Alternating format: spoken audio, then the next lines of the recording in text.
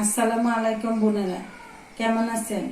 আশা করি ভালো আছেন। আলহামদুলিল্লাহ, আমিও ভালো আছি। ঈদ মোবারক। ঈদ মানে খুশি, ঈদ মানে আনন্দ। সবাই সবার সাথে মিলেমিশে ঈদ পালন করবেন। ঈদের সময় তো নিজেকে গুছালে হয় না, ঘর দুয়ারে গুছাতে হয়। সবগুলো গুছিয়ে নিয়েছি, এখন রান্না বান্না করবো, ছেলেরা নামাজে যাবে। ঈদের জন্য রান্না করতেছি গরুর মাংসের রেজালা। এটার সাথে দিয়েছি টক দই, আদা বাটা, রসুন বাটা, জিরা বাটা, ধনিয়ার গুঁড়া, মরিচ গুঁড়া, হলুদ গুঁড়া রেজালাতে দেওয়া হয় না। এগুলো সবগুলো নিয়ে ভালো করে মিশিয়ে আধা ঘন্টা রেস্টে রেখে দেব। ছেলেরা নামাজে যাচ্ছে, বোনেরা পাঞ্জাবিগুলো নামিয়ে দিলাম। আজকে ঈদের জন্য লাচ্ছা সেমাই পাক করবো।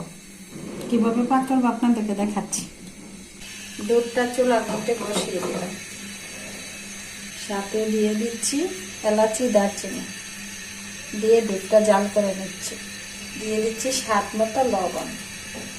আর লবণ না দিলে সবকিছুই মাটির মতো লাগে, আর পরিমাণ মতো লবণ দিতে পারলে স্বাদটা দ্বিগুণ বাড়ে। দুধটা ভালো করে জাল করে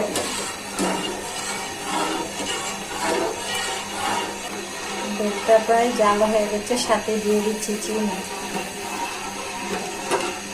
এবার মতো চিনি দিয়ে দিচ্ছি। আর যেরকম খান, মিষ্টি যদি কেউ বেশি খান বেশি দিবেন, কম খাইলে কম দিবেন, কিন্তু মিষ্টি জিনিস মিষ্টি না হলে ভালো লাগে না। আমি একটু বেশি চিনি খাই, ওই আন্দাজ মতোই চিনিটা দিয়েছি। এখন লাচ্চা সেমাইগুলো সাজিয়ে নিচ্ছি। দুধটা ভালো করে জাল হয়ে গেছে।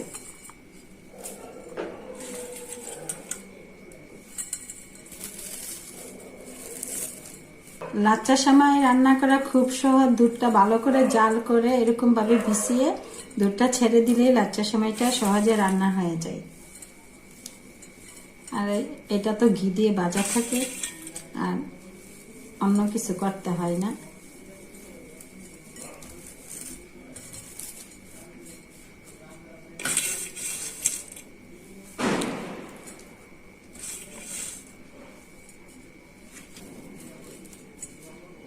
এখন রঙিন লাচ্চা সেমাই দিয়ে দিচ্ছি।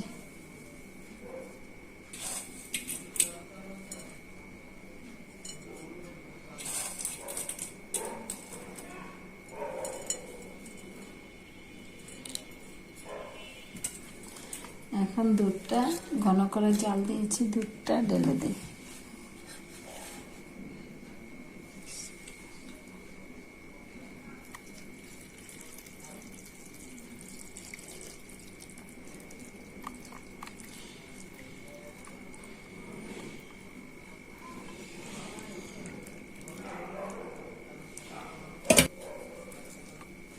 সুন্দর করে এই যে দুধটা ঘন করে জাল দিয়েছি, এই যে ডুবে গেছে।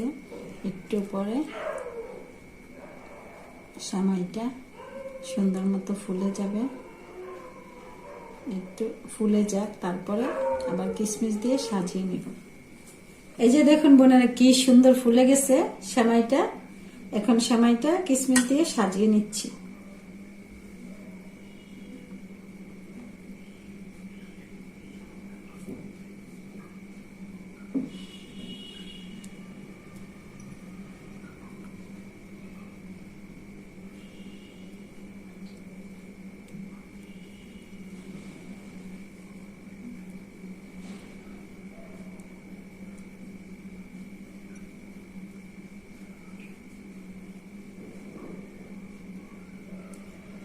এখন বোনেরা, হয়ে গেল মজাদার স্বাদের অতি সহজে পারফেক্ট একটা লাচ্চা সেমাই। রেজালাটা সব ময় মশলা দিয়ে মিশ্রণ করে রেস্টে রেখে দিয়েছিলাম। এখন মাংসটা সিদ্ধ হওয়ার জন্য ঢেকে দিচ্ছি।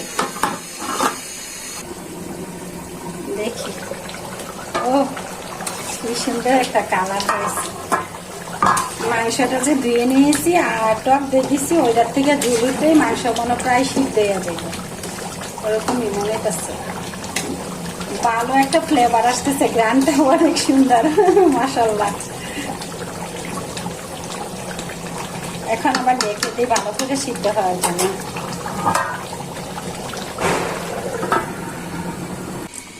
দেখি বোনেরা কেমন হয়েছে। মাশাআল্লাহ, সুন্দর কালারটা হয়েছে। রেজালাটার কালারটা অনেক সুন্দর হয়েছে।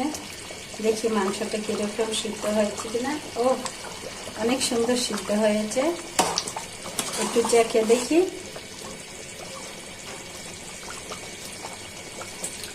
মাশাআল্লাহ মাশাআল্লাহ, বিয়ে বাড়ি রাজালার মতো হয়েছে, অনেক স্বাদ। রান্না করার জন্য ডিমগুলো ছিলে নিয়েছি, সাথে দিব টক দই, পেঁয়াজ কুচি করে নিয়েছি, কাঁচামরিচ কুচি করে নিয়েছি। আমার আজ নেই, গোলমরিচ নেই বাসায়, তার জন্য কাঁচামরিচ দিয়ে রান্না করব। কড়াইতে তেল দিয়ে দিচ্ছি ডিমগুলো ভাজার জন্য। ডিমগুলো ভাজার জন্য লবণ দিয়ে দিচ্ছি।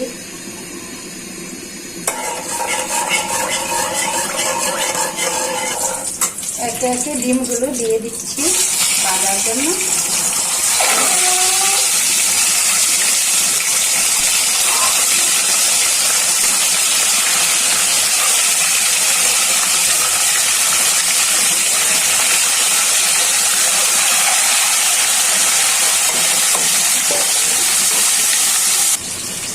ডিমগুলা কুরমার জন্য ভাজা হয়ে গেছে, ডিমগুলা উঠিয়ে নিচ্ছি।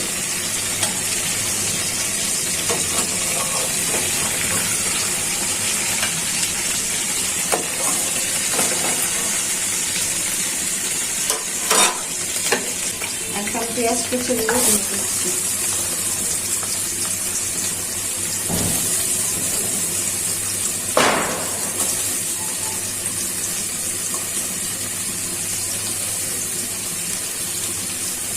এখন দিয়ে দিচ্ছি দারচিনি, এলাচি, তেজপাতা। এখন পেঁয়াজটা ভাজা হয়ে গেছে।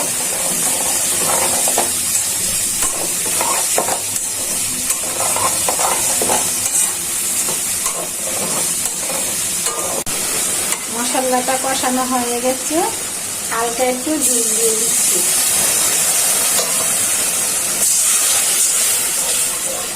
এখন দিয়ে দিচ্ছি ভেজে রাখছি ডিমগুলো।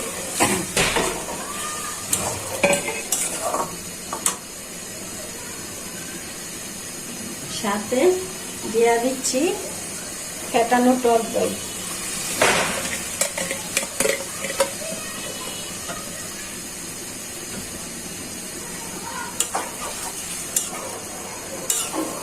আমি দই দিয়ে কুরমাটা রান্না করে নিচ্ছি। আপনাদের যদি দই না থেকে থাকে, দুধ দিয়ে লেবুর রস দিয়েও এই কুরমাটা বানাতে পারেন, তাহলেও ভালো লাগবে। সাথে দিয়ে দিচ্ছি পরিমাণ মতো একটু চিনি, কারণ টক দই দিয়েছি তো, আর কুরমাটা একটু হালকা মিষ্টি মিষ্টি হয়,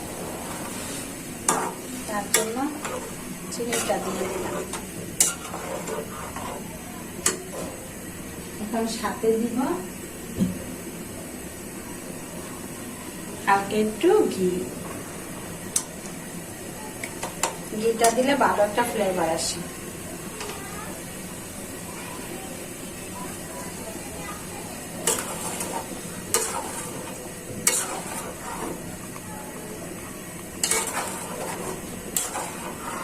সাথে দিচ্ছি রাঁধুনি মশলা,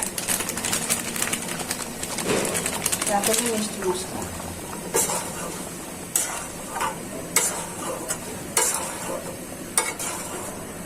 দেখুন কি সুন্দর একটা কালার আসছে, খেতে স্বাদ হবে। ডিম দিয়া মুরগি দিয়ে রান্না করলে বলে রোস্ট, আর ডিম দিয়ে রান্না করে বলে কুরমা। সবসময় তো খাই, তারপরে ডিমের কুরমাটা ভালো লাগে, পরিবারের সবাই পছন্দ করে, তার জন্য ডিমের কুরমা আজ করে। তো ভালো করে রান্নাটা হয়ে যাক বোনেরা।